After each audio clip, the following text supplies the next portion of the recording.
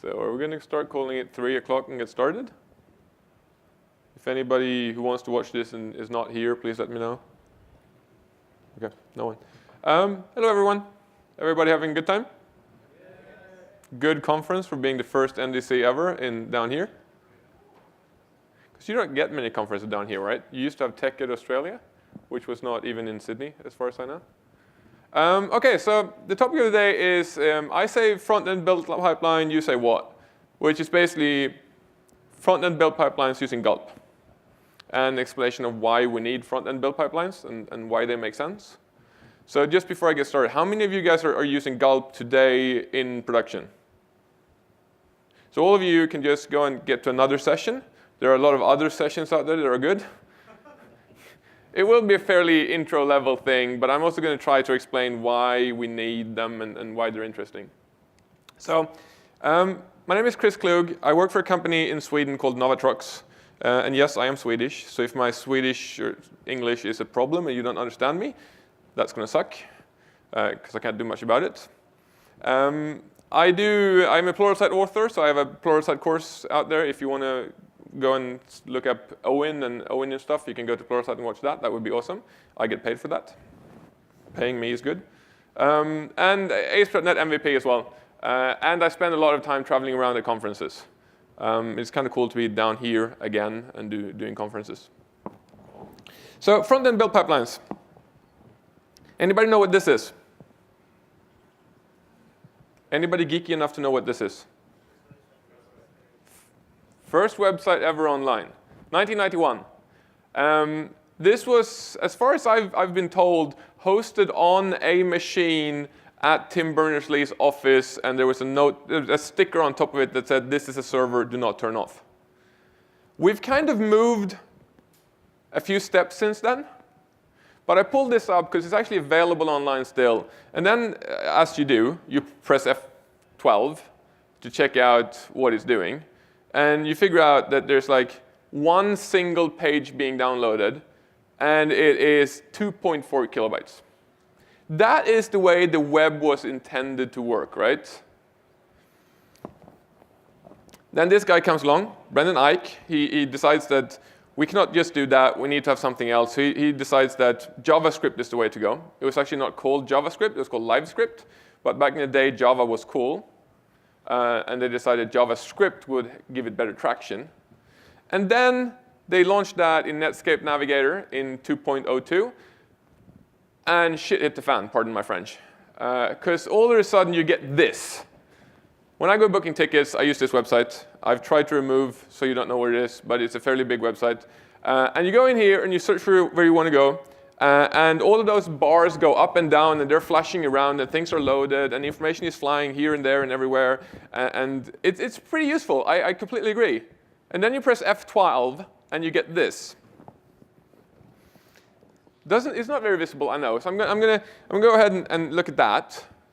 You in the back can't see that, so let's go ahead and do that. 298 requests for that one web page. And also 1.2 megabytes of data flying over the wire. Anybody here been doing web development since early 2000s? If you keep your hands up, how many of you feel that this is not good? At least a few of you. Because if you've been doing it for that long, when you started out doing web development, you looked at something and you went, oh no, this picture is probably 20K. I need to get that down to like 8, and you would optimize the crap out of it, and it was like you can barely see it. It's a dog-ish. Might also be a bird, but it's a picture. Now we don't care. We just go ahead and do this. We put stuff out there. We don't care. 298 requests. That's fine. 1.2 megs. That's fine. I do agree, 298 requests for this is a little bit exaggerated, because this includes me actually searching, and it does a whole bunch of things. So it's not just loading the page, but it still ends up being a lot of requests. So I've got some numbers here. They are the connections per host and max connections for web browsers on the market today. 6 for Firefox and Chrome, and 13 for IE and Edge. is the amount of outgoing or outbound connections you can have for a single host at any point of time inside one of those browsers. So if you start serving up 298 requests from the same host, you're going to be royally screwed. Because you're going to be setting them up and doing them sequentially, 6 or 13 at a time. One cool thing here is that Microsoft actually has the most connections. So they're doing something right for once in the space of Internet Explorer. 17 and 10 for Chrome is the amount of connections that you can have outgoing altogether. So if you start dishing things out in different domains and different hosts, you actually get performance increases in perceived performance of downloads. So you actually get higher download capacity. So it might be a good idea to spread them out, which is easier with build pipelines as well. But if we look at the 298 requests, the first thing we need to do is we need to take all of those requests, or a bunch of them at least, and start bundling them up and making it like one big request instead of multiple small ones. So how many of you have looked at the TCP spec, how TCP, the network protocol, works? 1, 2, 3. It's always scary saying that because I haven't, but I have facts about it that I've made up, and I hope they're right. I've Googled this, and Google said I was right, so that has to be right, right? TCP works in the way that you send packages back and forth. We all know that. What most people don't know is that when you do TCP, you will send a request to a server, and basically you'll send packages to it. It will start sending packages back to you with information in it. It will start out with a tiny package, smallest package possible, and it will send that back to you. Your network card will then go and say, yes, I got that, that's fine. It will be sent back. The server then goes ahead and sends another slightly bigger package, twice the size, and that goes back, and then it goes, yes, I got that, and it keeps going like that. So it keeps increasing the size of the package for every package you send until it finds, crap, I sent a package that was too big to be transferred over the web, and then it starts scaling back again. But it means that you're actually transferring quite a lot of data over the wire at non-optimal speeds before you get up to that perfect speed that your network can handle. Which means that if you're doing a gazillion small requests, you're paying a massive penalty for every one of those. Whereas if you do one big request for one big file, you're paying that penalty, which is much, much smaller in comparison to the size that you're trying to download. Does that make sense? Is it true? I'm asking the guys who have actually read TCP. Oh, it's supposed to be true. I tried fact-checking it. Next one. So we got rid of the 298 requests and made them smaller in theory. And 1.2 megabytes, that is the one that actually scares me the most. Because 1.2 megs is a whole heap. Most of you, actually all of you, seem to be old enough to remember disks, like floppy disks. That's the same thing. It is kind of scary, the amount, if you've been around for a while. And also, by the way, you're down here. You have like no internet connection in this country. It's like, as long as it's hosted down here, it's fine. I used to live in New Zealand. I know exactly what it's like. As long as it's hosted inside New Zealand, it's dandy. There's fiber all over the place. As soon as you leave New Zealand, oh, that hurts. So you want to get this as good as you can. Anybody recognize this? Actually, sorry, let me turn that around. Anybody not recognize this? This is Super Mario Bros. Super Mario Bros. Was released in 1985, and it was 40K. And I'm not talking about the picture I'm showing on screen. I'm saying the whole game, everything was 40K. Okay? Stupid picture online today, 2016, 163 kilobytes of data. Hours of fun? Hours of fun? My entire childhood? See the difference? Just imagine what we could do with 163K on a Nintendo 8-bit today. That would be awesome. OK, Bootstrap. How many use Bootstrap in the web applications? How many love Bootstrap? You're wrong. No, Bootstrap is OK. But there are other options as well. Bootstrap is interesting because everybody just throws it in there. You start out a website, and you default to going, I'm building a website. I need a few things. I'm going to start out. I'm going to throw in jQuery or whatever you're doing. jQuery might not be the hip thing right now. It would be React or something. And I'll just throw in Bootstrap for good measure. Bootstrap, uncompressed and unminified in version 3.11, was 118K. If you add a few images to that, and then you add a few JavaScript libraries and everything, you end up with your 1.2 megs. So people come out and go, well, let's minify it. And all of a sudden, it goes from 118 to 98K. Woo! Just gained 20K. And then you zip it. You gzip the whole thing. And all of a sudden, it goes from 98 to 17. How many of you gzipped your resources? Like a few little hands going up. Why don't you? The ones that don't. I looked at this and I went like, that's really cool, but I assume that all browsers, potentially like IE, doesn't support this. And that's true, it doesn't. If you go before version 5.5. We don't support IE 5.5 in Sweden. I assume you don't either. So you can use this all over the place, and it will save you a whole lot more than just minifying it. So build pipelines, what I was supposed to be talking about, not this. But is performance the only reason for us to do build pipelines and manage our client-side resources differently? And no, it's not. It's a good start. It's where everybody starts, basically. You start out going, oh, crap, I need to minify it and bundle my JavaScript files, and I need to do a few little things here and there. And that's where you start out with your build pipeline, and then it starts growing. The next thing you figure out is this. Anybody know what this is? It's a picture for one of the best presentations on tech ever. If you haven't seen Destroy All Software Talks, you should go and YouTube it after this session. Because he goes through JavaScript and explains why JavaScript is broken. Because things like if you take an object and you add an array to it, you get 0, obviously, a number. And if you turn them around, you get object instead, which just makes sense. So when people figured out that JavaScript was broken, they decided that the way to fix that is apparently not removing JavaScript and getting something that's better in the browser. Instead, we get a bunch of other languages that we can transpile from that language into JavaScript, because JavaScript is the most widely used language in the world, because it's everywhere. So they come up with TypeScript and CoffeeScript and Dart and ClojureScript and Haxi and then and some and some. And there are a whole heap of them. And depending on what kind of background you have, you will find different things that you like. I like TypeScript. Does anybody do TypeScript? Quite a few.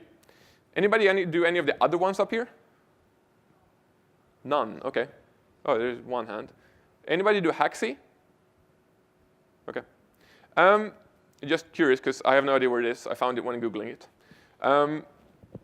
And then once they figured out that we can do better JavaScript using another language, they also came up with, hey, that whole CSS thing is pretty broken as well. We can't switch out CSS, but we can build something that's better and transpile to CSS. So they come up with less and Sass. And there's other things out there as well. So to do that, we do need to use some form of pipeline that does all of these transformations and bundling and minifications for us. And we want something that does that automatically for us. And that's when it starts getting really ridiculous. I was out of the web game for 4 or 5 years doing Silverlight development. That was a really good investment. I'm one of the few Silverlight MVPs in the world. I'm not anymore, but I used to be. And I came back, and all of a sudden, this was up there. I was like, I came out of ASP.NET web forms, and when I come back, it's MVC, and there are JavaScript libraries and CSS transpilers and things, and I freak out. It's actually not that hard. Because Node will help us. Node will do it. Because the solution to JavaScript sucking is creating another language that is not JavaScript, but transpiles to JavaScript, and then write a tool in JavaScript that will do it for you. So to be able to transpile into a language you don't want, you use the language you don't want, right? Makes complete sense. But Node is kind of cool because it's very, very lightweight. We can just pull up a file, write some JavaScript in it, run it, and it will do things for us. Node comes with NPM. NPM is a package manager. If anybody is not aware of what a package manager is, it's basically NuGet. We all know NuGet because it's been shoved down our throat by Microsoft for quite some time, which is awesome. I love it. If you have any problems with it, Martin Baljau is outside. He's on the team for NuGet, so if it doesn't work, go and blame him. For the rest of you, NPM is awesome. NPM will help you get packages for Node. So whenever there's anything you want to do in Node, you go to NPM, you download, and you install it. it's fairly easy. You install Node, npm comes along, you go into your command line, you go npm install and whatever package you wanted, and you're done. It downloads it into a Node modules folder, and you're happy. And then you figure out that checking in all of your modules into source control is going to suck, because all of a sudden you got 110 megs of Node modules that you check in, and then you get versioning collisions, and it takes forever to download things. So you go, I don't want to check in my resources like I don't want to check in my NuGet packages. I just want to check in my config file that says what packages I depend on. So instead we're going to say npm init. That goes through a little walkthrough of creating a little packaging file. And then you say npm install your package and --save-dev, and it will install the package, but it will also add a reference in a package.json file that says this solution depends on package X, Y, and Z.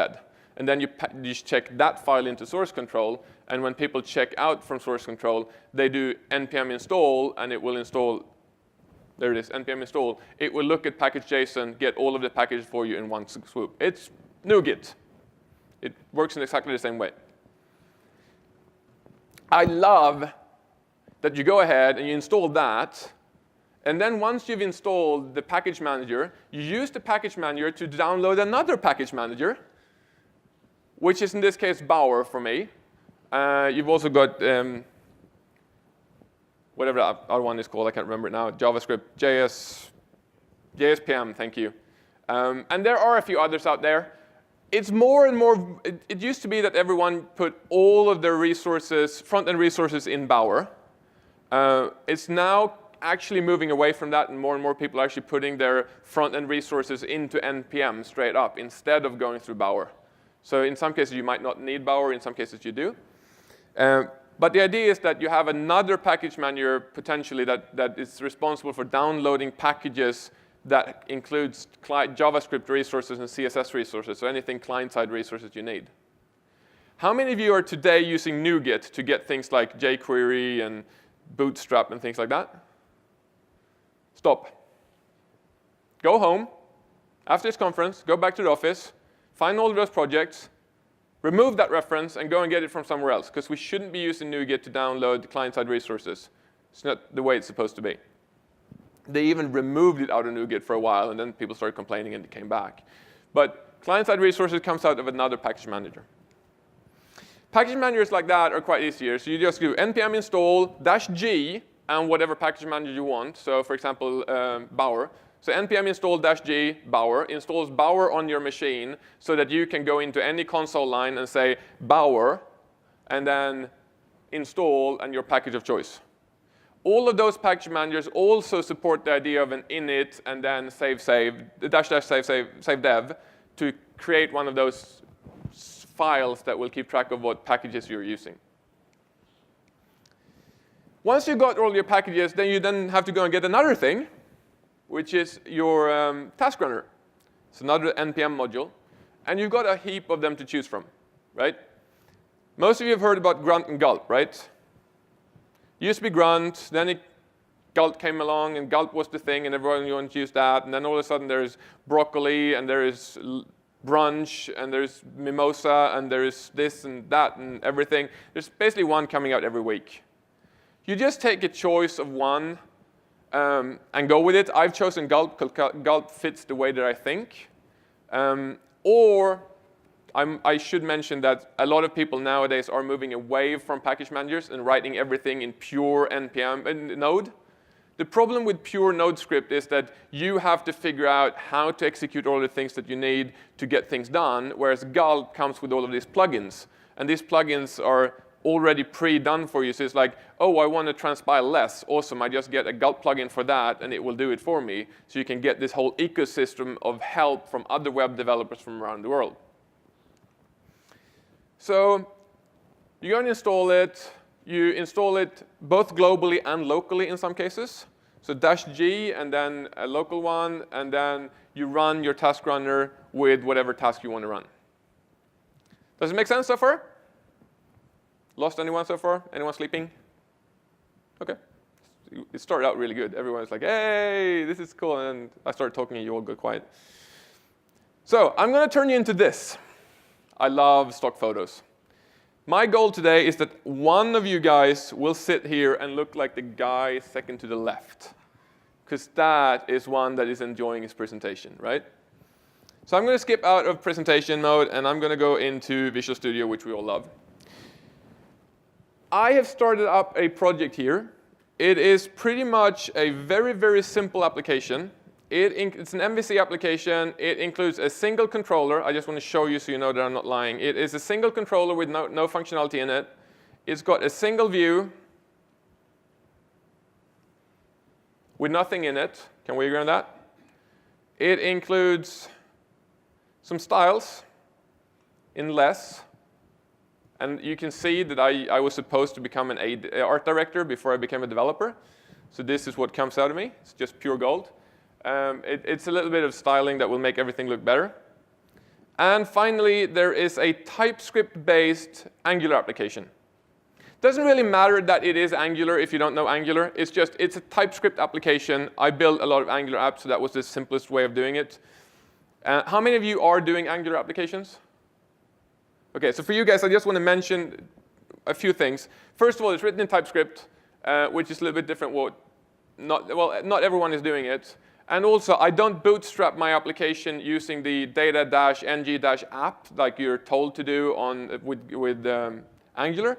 Instead, I actually bootstrap it manually inside of my TypeScript file. So I do angular.element, I get the element document, and then I say, when that's ready, I want to bootstrap my Angular application. The reason for this is that I'm going to be dynamically downloading my resources later on, so I can't bootstrap it in the way that we're used to. I just want to highlight this so that when things work and you're sitting there scratching your head, that is the reason why it's working, OK? Yes, that's OK. Good, Chris. Awesome. So first thing I need to do is I need to get the resources that I need. So I'm going to do a bootstrap and Angular application. So I'm going to go in here. I'm going to go to open folder, pull up my command line, go Bower. Bower is already installed on my machine. So I'm just going to go Bower init. Can you guys in the back see this? You've got good eyesight, and I'm getting old. I'm going to go Bower init, press Enter. Then it goes name.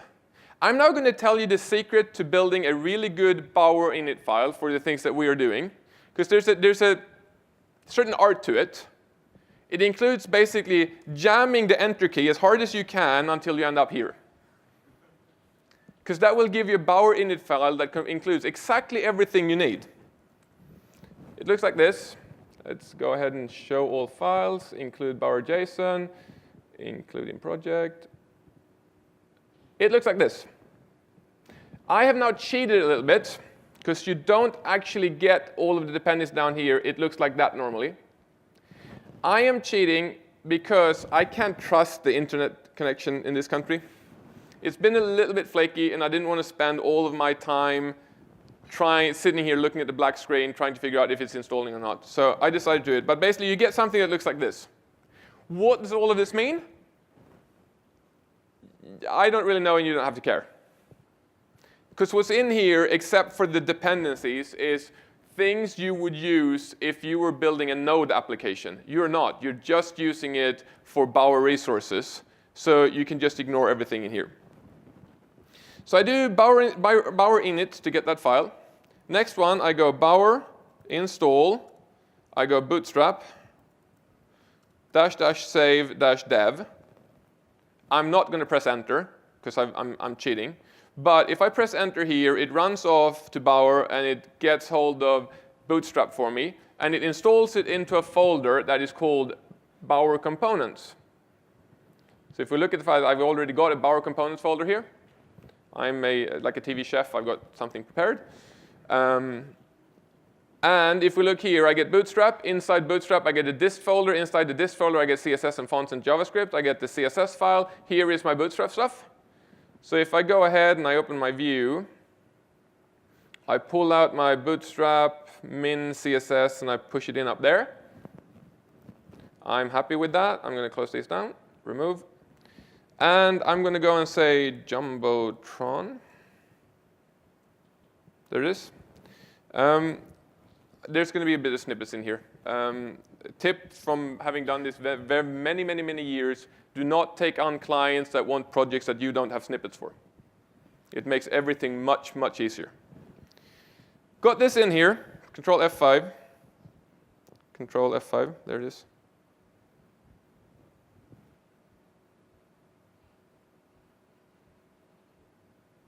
Ta-da! It's beautiful, right? This is a Bootstrap website. They all look like this. Pretty much all of them look exactly like this. There might be some other text in there, not just hello world, but this is a Bootstrap site. You can always tell a Bootstrap site. Now that we've got that, I'm going to turn my fantastic Bootstrap site into an Angular application, which basically means I'm going to make sure that the title comes out of Angular and says something else. So the next thing is I need to get a hold of Angular, and that as well would just go out here, say bower install angular -- save - dev, and it ends up in my bower JSON file. Since I'm cheating, that's already in here, so let's go ahead and pull that out again. Bower components, Angular. Here is an annoying thing. All of your Bower things will come down with completely different folder structures. So there's no logic to where you will find the JavaScript or CSS file that you need inside of a Bower package. It can be wherever. But I happen to know that for this one, it's the Angular.js that I want. Don't click it like that, because that's not going to work. Drag and drop it like this. And you always put JavaScript at the end, somebody told me. Once I got that, I can go ahead and I can go to my body and say data-ng-controller equals my CTRL as CTRL. So my controller, if we have a look at the TypeScript stuff, is I've got my controller here. It's a class that includes one single property called greeting. The greeting comes out of a greeting service, iGreeting service that I will be injecting, and I will have two different modules. So I will have my services, which is just my greeting service, and an Angular module. That will be one JavaScript module that I will be downloading, and then the app will be in another module. So I will have a modular application with two files. It's a big application, this thing. Once I got that, I'm going to go in and I'm going to make a little change here, and I'm going to say curly brace, CTRL.greeting, like that. So that's basically my application. It is now going to look and work like that. So it's kind of broken. So what I need to do is I need to make sure that I get my styles in there, and I need to get my JavaScript or my TypeScript transpiled and then bundled and minified. So I'm going to start out with the less. So to do the less, I would go and say npm init. npm will then go through the same thing here, and there's a trick to this. There's an art to creating these files. And now you think I'm just going to slam the enter key, but you're wrong. Because they cannot have an uppercase letter in the name. So you have to press X and then slam the enter key. Because that's the way it works. Once you've done that, which I'm not going to do, well, I'd rather not do that. I'll just kill that. Because I've already got one, and I want to keep that, and I don't want to overwrite it. So I've created one of those. Apparently I haven't. I thought I had. Let's try and create one. npm init x mash the keyboard. There it is. Have a look at what it creates. Include. And you get, it looks pretty much the same, right? And then when you install things, it will add a dependencies node in there and tell you what things you're depending on as well.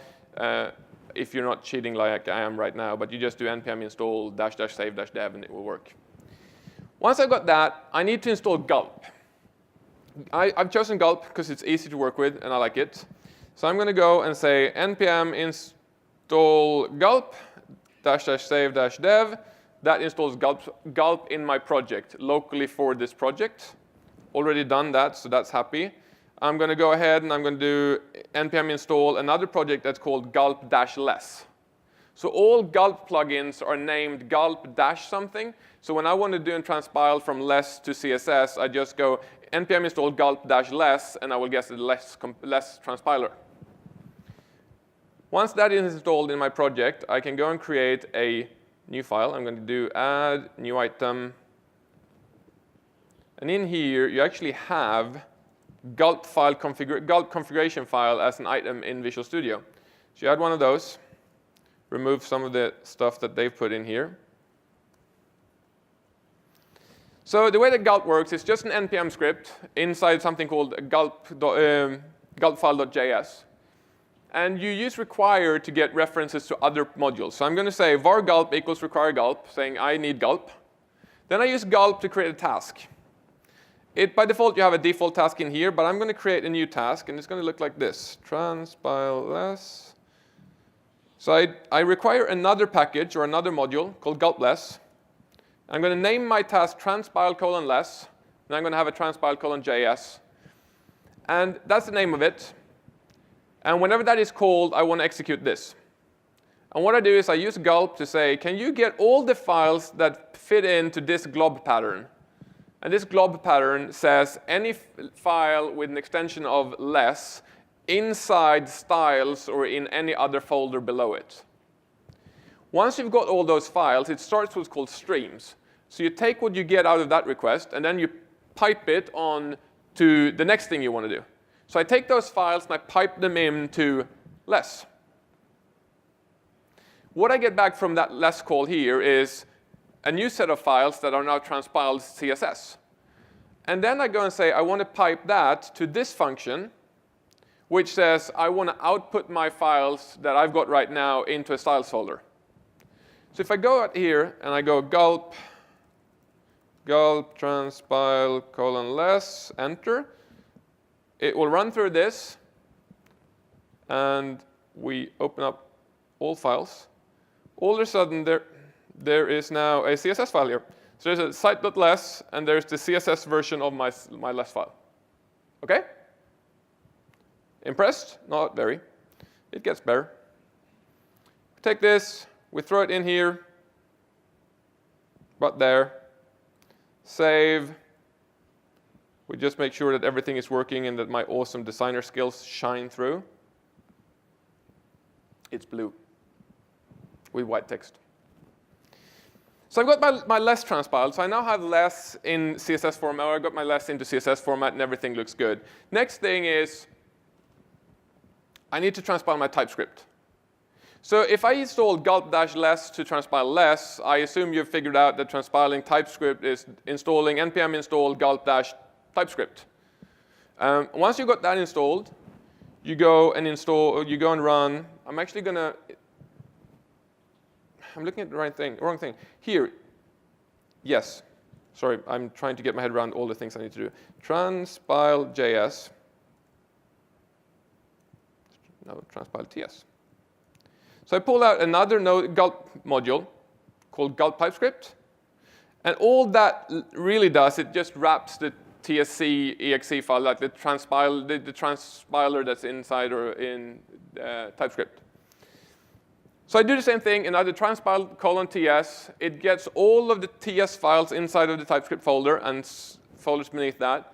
I pipe that to the TypeScript transpiler and telling it that I want to have ES5, so I want JavaScript that runs in browsers today. You have the choice of ES3, 5, and 6, and 6 won't run in your browser. So 5 seems like a pretty good choice.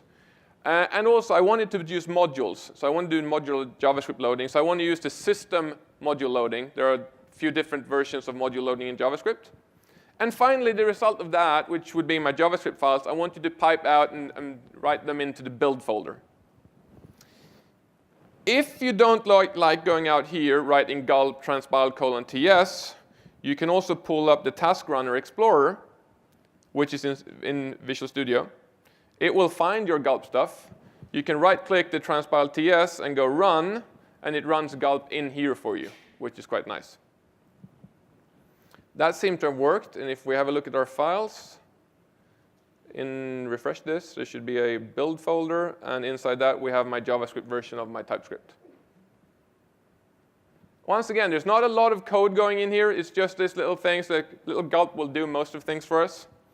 Next thing is, I am doing this in what I call a modular loading, which makes everything a lot easier. You'll see at the end. But it means that I need to use a module loader, because there's nothing built into our browsers today that will do JavaScript module loading. So we need to get a helper for that. And I've chosen to use something called system.js. System.js can be installed through Bower. So I just do bower install system.js -- save -dev. If you're doing it, do system.js. Don't do the massive mistake of just writing systemjs without the dot, because you will get a completely different library, and it doesn't do anything you want. Once you get that, that ends up in your Bower components folder. So I'm going to pull that out, system.js. It's in dist, and I'm going to get that file. I'm going to throw it in there. And I need to configure that. So I need to tell it what it's supposed to be doing. And you do that by having a little configuration. So I'm going to do systemjs config. The configuration here is actually quite simple. You go system.config, and you tell it, this is where you'll find all of my JavaScript files. It will be in the build directory. And whenever somebody asks for Angular, Angular is located at this path. And also, whenever you load app.js, he is dependent on module.js, which is where all my services are. Because there's no strict contract between those two, there's no strict reference between app.js because it was dependent on interfaces, it doesn't know that it needs to load that file as well. So I have to tell it that when I load this, go and load that other thing as well. And finally, I have to tell it that Angular is a little bit specific. Angular uses a global format, and it exports something called Angular. But once you got this going, you go and say system import app.js. That's all you need to do. I don't have to tell it about all of the other JavaScript files. I just tell it about that one file that I want to start my app with. And we go out here, press F5.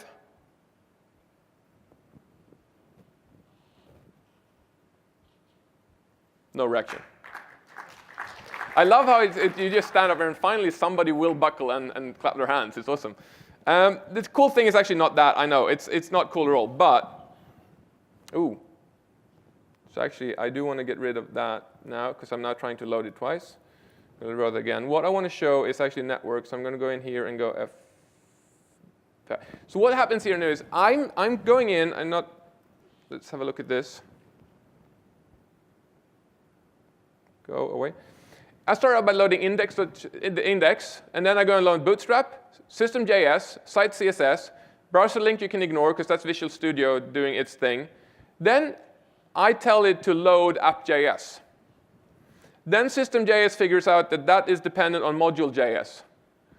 And oh, they're also dependent on Angular.js. And oh, yeah, I need to get my controller.js as well because app.js needs that one. And oh, wait, greeting service needs to be downloaded as well. So it figures out the whole path of all the files that it needs to download for me. I only point at the entry point, and that thing figures out the rest of it, and I don't have to add it to the view in the right order. Is that sweet? Very sweet, because it simplifies things, and it gives me some abilities, you'll see in a little while, of changing the way that I load things. So the annoying thing is, with this, I often do a lot of TypeScript stuff, and I really don't like the idea of sitting there and going gulp transpile and going out in F5, and then I go back and I make a change, and I have to go gulp transpile. Instead, you can do a gulp watch. So I can tell gulp to watch files for me instead. So I go gulp watch. So I create a new task called watch. And in this syntax, the second parameter is an array of other tasks that I want to run before this. So when I go gulp watch, it will run transpile less and run transpile ts for me to transpile everything. And then it will set up a gulp watch saying that whenever anything with a less extension is changed, I want you to go and run this task called transpile less. And whenever I change something in a TypeScript file, I want you to go and transpile my TypeScript for me. And then I can go to my Task Runner Explorer and just say, hey, dude, run that for me. And it actually locks this thing up completely. And if I go in and change something, like, for example, go in and change my less here and show off some more of my skills, like hot pink, save, and we go out here, you'll see that it's actually run transpile less for me down here without me having to undo anything. And it's also reloaded this for me.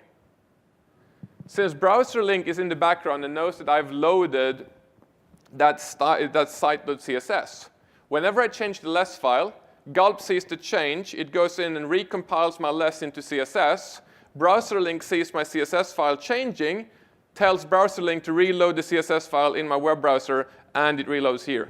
So I don't have to do anything. So if I go in here and I change this to black and press and just save it, pressing nothing else, it's already black out here because browser link has seen the change.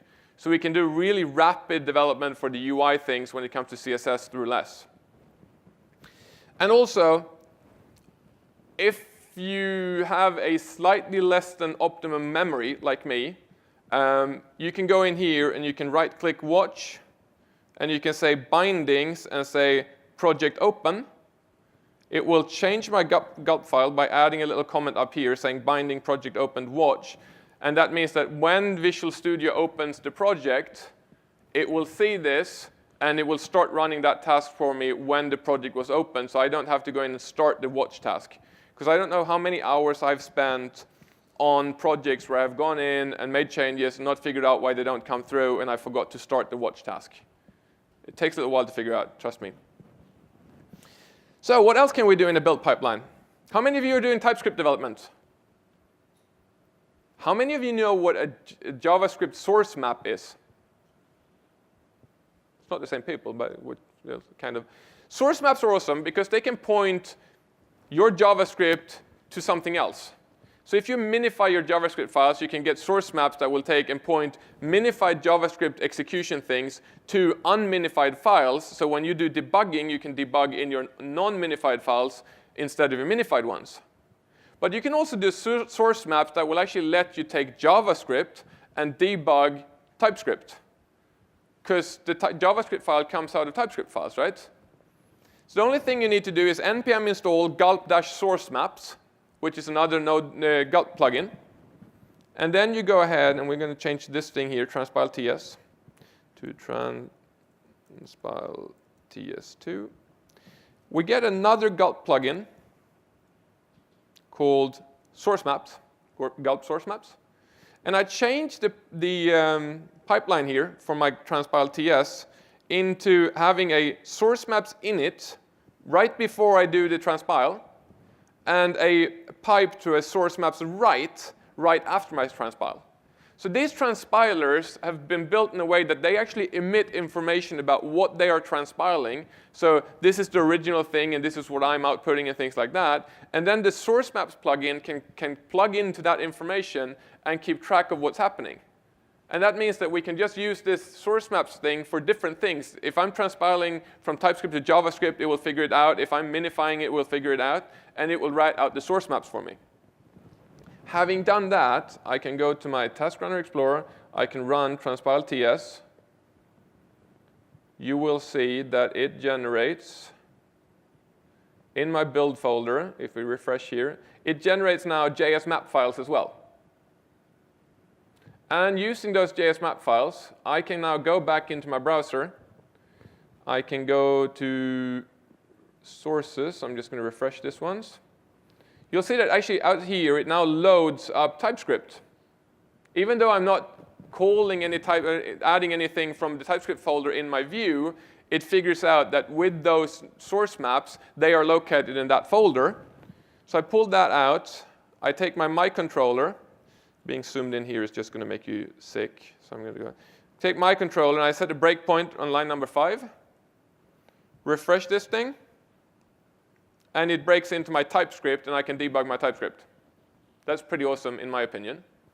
And you can go ahead and do all the things you normally do when you're debugging your JavaScript, but you do it in your TypeScript instead. Because it can, once in a while, be a little bit tricky to figure out when you have taken your TypeScript and transpiled it and minified it, it is a little bit hard to figure out that calling the function A with parameters B and C actually means calling function do this with 2 values, right? This will help you out with that. But I also started out saying bundling and minification was important. So bundling. Bundling is where most people start, and bundling and minifying things. So bundling, the way that I'm doing things here is a little bit different. Because I am using systemjs, right, to do all of my modular loading. So when I do my bundling, it would be kind of nice if I didn't have to go and figure out what order to do things, because systemjs manages to do that on the client. There's a little tool that will do it server-side as well, or when you do your build. So there's a tool called systemjs-builder. So you go npm install systemjs-builder. And once you have that, you can then create something that looks like this. no, sorry, I need one thing first. You need to create a configuration for it. I always forget that. Add JavaScript file, bundleconfig. And you do bundleconfig. This is like in the web page, I did a system.configuration and basically told it here, system.config, that this is the information you need to know to be able to do your modular loading. I'm going to create something that's similar to that in here, but in this case, the only thing I need to really tell it is that Angular should not be built. So whenever you see a reference to Angular, do not include Angular in that module. I want to load Angular separately instead. I don't want to bundle that into my own stuff. You can add a bunch of other things in here, so you can configure it in the same way that you would do your browser. Once you have that file, you can say bundle module. So I created this little helper. First of all, it pulls in a Gulp plugin called systemjs-builder, or it's an npm module. And I create this helper method called bundle module that takes an in path, an out path, and a minify boolean, whether or not to minify it. I tell the builder, I create a new builder and say, this is where you'll find all my JavaScript files. And this is where you will find the configuration that I've set up for you. And you could obviously have different configurations for different things. I just have one here. And also the default extensions, I forgot to mention that before. By default, systemjs won't add .js to the end of files it is trying to download. And unfortunately, when you go from TypeScript to JavaScript, when you transpile it, the modular stuff that ends up in your JavaScript file doesn't include .js at the end of things. So this thing here is just saying, please add .js to the end of everything that you try to load. Then I use the builder to say, I want to bundle whatever is in the in path. I want to output it to the output path. And also, when you fetch things, this is another one of those trying to correct the fact that it's not adding .js. It's just a little fix around a little tweak. So it adds .js to the end if it's not there. And I want you to minify it if I've told you to minify it. Does that make sense? Not hugely complicated. But the most important thing is you sort of get the idea of bundling using this. Once you got that, you can then go ahead and create a bundle.js. Create another Gulp task called bundle.js. Before I can run bundle.js, I have to run transpile TS, because I have to transpile my TypeScript to JavaScript before I can bundle it, right? And inside that, I just call bundle module, and I want to bundle the app.js file, and I want to output it to app.bundle.js in the bundle folder, and then I go and I bundle another module with my services. And I pass in false, so I don't minify it, I just bundle it. Running that will, if we go in here and we run bundle.js, will generate a new folder here called bundle. It includes my bundle with my app bundle, and it includes a services bundle with my JavaScript in it. I can then go out here, and I can say, I'm going to replace this with systemjs-config2. All I've done here in this snippet is I've moved the base URL out into a separate variable up here, and I've changed the map here to map like this instead. Same thing as before, I've just moved it into a different variable. I can then, after I've done that, go in and do systemjs-config3. I comment that out, and then I add this. I just changed the base URL to go to bundle instead. I tell it that, oh, by the way, whenever you try to load Angular, how about you go and do that from the CDN node instead? So now I'm actually pushing it out to a different host, gaining more connections to my machine, or to my host. Whenever I try to get app.js, download app.bundle.js. Whenever you try to get services/module.js, go ahead and get services/bundle.js. Go out here. That's just that little change, just changing my mapping and my base URL. Go back out here, go to Network tab.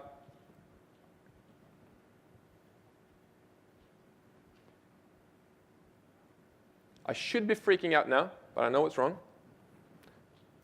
And the problem here is that I'm in Australia, because I can't get anything off the CDN because the Wi-Fi is broken. So I'm going to go ahead and still load this from my local machine instead. So I'm going to go ahead and replace that with .min.js. Actually, we can do .js here. Go back out here. I'll load it again. And it works. But the cool thing is that little change, it's just a little config change, and all of a sudden it's just loading systemjs, app bundle, services bundle, and AngularJS. It's not trying to load all of the different things, but I can always go back to the previous configuration and load the unbundled files with just a little config change. Minifying things is pretty much as simple. You just go in, you go to the gulp file. It looks like this, minify.js. It's the same call as previously, new task, minify.js, but I pass in true at the end that sets this little parameter down here that says minified for me. I run that, minify, run. That generates another folder with information in it. A dist folder. Inside the dist folder, I have my application in minified format. Make sense? Not very complicated. I get these two minified files. I go back out here, take this, go and say systemjs config 4. Comment that out and say instead, I want to go to the dist folder this time. And I want to load not that, because I'm in Australia. I want to load this. That should be a flag in all applications. I'm in Australia, and it just stops loading things off the web. I go and say Angular is still from that other place. It should be the CDN. And then app.js is app.min.js. Module.js is in services min.js. Control S, go back out here, press F5, and wait for it. It doesn't work. Anybody know where it doesn't work? Didn't you say you were working, some of you were working with Angular? What happens when you minify things in Angular that uses dependency injection? Because dependency injection in Angular is dependent on variables, parameters to functions having specific names. When you minify them, it goes poof, and it doesn't work. But there's a cool feature, or a cool little tool that you can use. If you go into the TypeScript, go into my controller, which is the one that uses dependency injection, / at ng inject. I add a comment in here. It's an annotation. It's not a proper annotation, it's just a comment, but it's kind of an annotation. Then I go ahead and I install another Gulp plugin. And I'm going to go and see if I can find my transpile TS. There it is.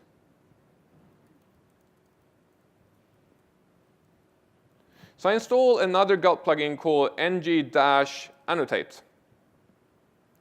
And then after I've done my TypeScript compilation, I do ng-annotate. ng-annotate will go through the JavaScript file, find all of the / at ng-inject, figure out the variable names, add the other dependency injection syntax for Angular, which is the $inject or whatever it is. I haven't done it in ages because I always use this. And make sure that when I minify it, it has the correct syntax for doing dependency injection, even if it's being minified. Run this thing, minify.js, run, go out here, F5, and it works. And it was fast. And down here, you can now see that it's loading my minified files. So I've got this simple way now. Everything is building here nicely. I've got these simple tasks that I can run. They can be automated. They can be put into your build servers. It will generate the output you need. You have different configuration abilities. You can easily, in your view here, go in and change your configuration to load minified or bundle or individual files, depending on what you need. So the last thing I generally do is in here, I will go and take out this and say systemjs config 5. And I will add this little piece of code. It's a mix of client-side code and actual MVC code or racer code. So if http context.current.is debugging enabled, I will load it from the build, and I will load Angular locally. And that will mean that I will load individual files. I won't be dependent on bundled things. I will just run the individual files. But if I turn off my debugging, I can go in and say, if it's turned off, I want to go and load the dist. I want to go to the CDN instead. I want to load the minified files. So I can now configure what loading I want to use, if I want to go minified or bundled or individual files based on a config flag in webconfig. Quite neat, according to me. So there are a couple of things to think about when you are running Gulp. What I've been showing you here is very simple. Scripts tends to be longer. And all of a sudden, you're going to run into the fact that all Gulp tasks run in parallel. If you go ahead and say this task depends on this other task, it will be a synchronous call. But if you go and say, inside of a task, say Gulp go and do this, Gulp go and do that, those two tasks will run in parallel. And you will end up having tasks running in parallel and breaking. And you're going to get, the best one is when you start getting half files out there, or you get something that's half transpiled and half minified, because it's basically running everything in parallel. You can use something called merge stream, which is another tool or another module that will actually do things synchronously for you, so you can merge your streams and get things to get synchronized. But think about the parallel stuff. Gulp tap is another one of those awesome little modules where you can go, because when you start doing this, it's really hard once in a while to see where in my Gulp pipeline am I losing things, because all of a sudden I'm filtering out files and all of a sudden things are not coming out properly. Gulp tap allows you to go in and console write out file information, so you can see what files is this pipeline working on at the moment, so you can debug whatever you're doing wrong. General gotchas with doing this thing is if you're doing Angular or any other form of dependency injection, like I showed you, it breaks. So you need to figure out a way of, if you're minifying, you need to make sure that your framework has a way of sorting out minification. Ordering files, I've shown you a module loader, which makes this demo a lot more complicated because I use systemjs. I could have skipped that, but the problem is, for a demo like this with 4 files, it's actually quite easy. But what happens when you have a project with 4,000 TypeScript files and they need to be loaded in the correct order for them to work? It always ends up with files being loaded in the wrong order and it explodes. So I would suggest doing a module loader if you can. Visual Studio TypeScript transpile is different from TSC, which is the command line transpile. For some reason, Visual Studio transpiles things slightly differently in some cases, just to be aware. Because TypeScript will transpile, Visual Studio will transpile TypeScript for you on the fly, on save in your project if you don't turn it off. I have specifically turned it off in this project to not have JavaScript being automatically generated. But if you go ahead and you use Visual Studio's transpile, and then you check it in and your build server uses Gulp, you might end up with it breaking on the build server because they're loading dependencies slightly differently. Pipeline needs to run during your CI and CD builds. So if you've got a build server, which I hope you do, you should be running this on the build server. You should not be checking in your bundled or minified files. You check in your raw files, your TypeScript files only, not JavaScript files, and then you run the transpile, bundle, minification, tests, and whatever you need from Gulp inside of your build server. If you don't know how to do that and you want to have a look at it, I have blogged a little bit about it to get it to work, mostly around Azure and how to get it to work with GitHub deployments, but also how you do it with Teams Foundation, what's the name of it now? Team Foundation Services? VSTS, is that the proper name for it now? Okay, Visual Studio Team Services. So if you use VSTS, there's information on how to do it in there as well. And also, if you want to do it generally, there's actually quite a bit of information as well. Remember, if you're bundling and minifying and you're putting everything into big files, cache busting becomes really important. It's actually important to begin with, but it gets even worse because once in a while, it doesn't cause a problem when you change a file that is still being cached somewhere because it might not always be used. But when you start caching your whole application, it becomes complicated. So you want to add a little, when you include your JavaScript files, you want to add like a question mark, something equals something, something unique for that version to make sure that it's not cached in some proxy along the way. Last one, I've got about 30 seconds to go. I have another feature, systemconfig that I've been using, or if you include them manually.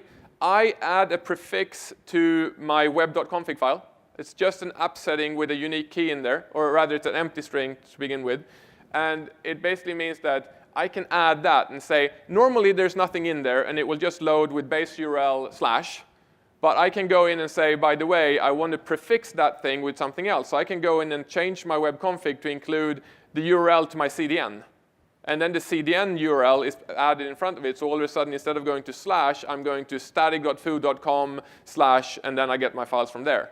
So it's very, very easy for you to move around from loading files locally or from a CDN or from blob storage or whatever you want by having that little prefix before the path, right? gzip is awesome. I didn't show it, but there are Gulp plugins for that as well. TypeScript testing should definitely be done. Linting, not really important in my opinion, depending on your team. However, you do want to do JavaScript testing as well. So, sorry, the other way around. Linting is not important in JavaScript. Testing is not 100% important in TypeScript, in my opinion. I will do it the other way around. I will test my things when I've compiled it into JavaScript, and I will do my linting on my TypeScript. There's no reason for you to lint your JavaScript because the JavaScript comes out of a transpiler that's automated. So don't go ahead and do extra work in your pipeline unless you really have to. That was it. 1 minute over, sorry about that. I hope you got something out of it. Thank you for listening. And if you have any questions, I'm up here, and I'll be around for another 45 minutes before I run off to the awesome liquid nitrogen ice cream bar, which is in Chinatown.